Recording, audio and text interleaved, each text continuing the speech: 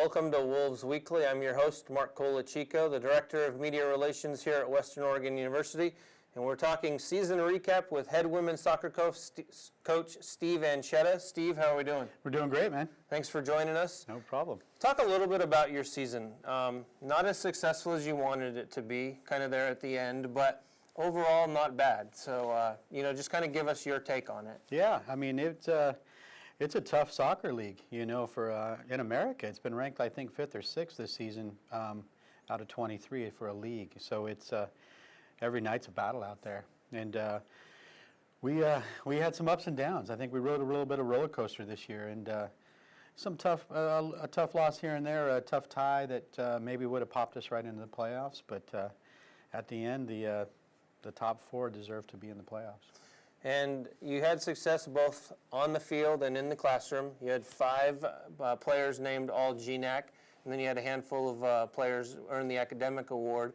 Talk about the success that you've had both as a coach, that you've had student athletes that are successful on the field, as well as mingling that with student athletes that are successful in the classroom. Well, we first hit the classroom. I mean, that's our key when we're looking for student athletes, and I'm not looking for good students to be chasing for 4 years. And I think we found some real good ones the first few years I've been here. And they're doing a great job, and they know what it's about, and they know that that's part of their livelihood to move on after getting their degree. So I think I applaud my student athlete, my ladies that are doing an incredible job in the classroom, and then to connect it with a little bit on the soccer side. There's no question we're looking for some good athletes to play this game at a high level, and I think we're doing a really good job. And what we have is resources and the opportunity to bring some quality in here. My first 4 years to hopefully be pretty positive on the pitch. And it's one of those that you think that the season just started, and now we're talking about the season being over. Let's look forward to next year. You've got a brand new member coming in with Concordia up in Portland. It's going to really change the overall map of the conference. Yeah. You guys will be paired with them as travel partners for the first time after being with St. Martin's for as long as I can remember. And yeah. Really fill the fans in on really how is that extra member going to change the way that you guys approach the game and really approach the conference schedule. Well, I think first off, we're going to run into a little bit of a start-off process of an unbalanced schedule that's going to cause, it's a little bit of concern for a few coaches that we're not playing everybody twice. And so that's an interesting part for all of us coming into my first few years here. We've always played each other home and away.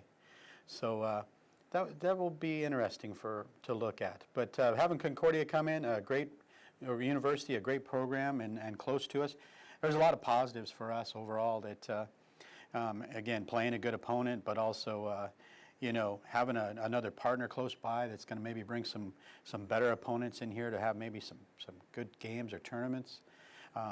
So a lot of positives. He's a good friend of mine that coaches that program up there, so we're good friends. So there'll be some good rivalry going on there too. But I think it just boosts the GNAC soccer program or all the teams into another level too. So we're looking forward to it.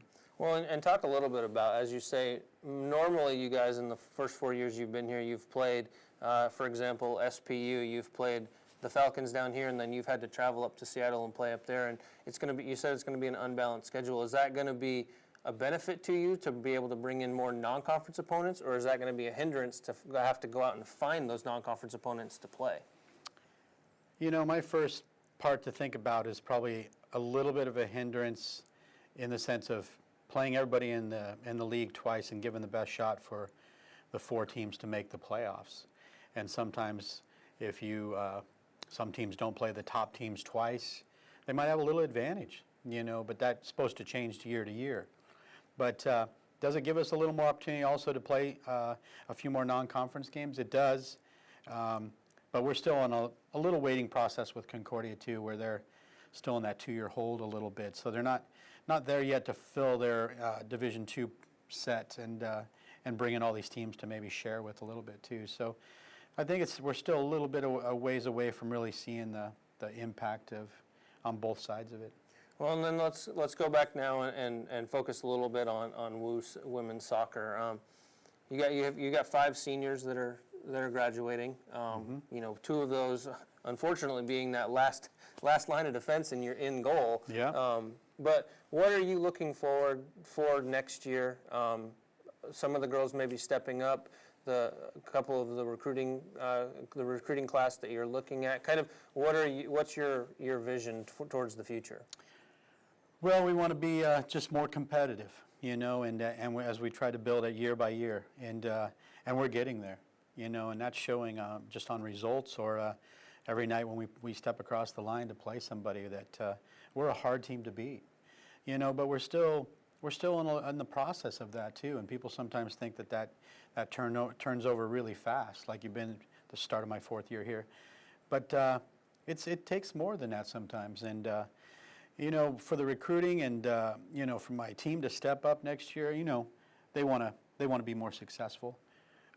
We want to score more goals. We want to be more offensive. Some of those little mindsets, we've done a real good job the last 2 years of not giving up a lot of goals. So we feel good about keep pushing on that side of it. But you know, our dream is to just stay right in the mix and with the top teams in the league and battle for the playoff picture. Well, Steve, we thank you for joining us today. We'll definitely get back to you as we roll into spring soccer and get talking a little bit about the 2015 season. But you know, as we always say, it's a good day to be a Wolf, and we'll look forward to seeing what the women's team can do next year. We'll talk to you then, and as always, go Wolves!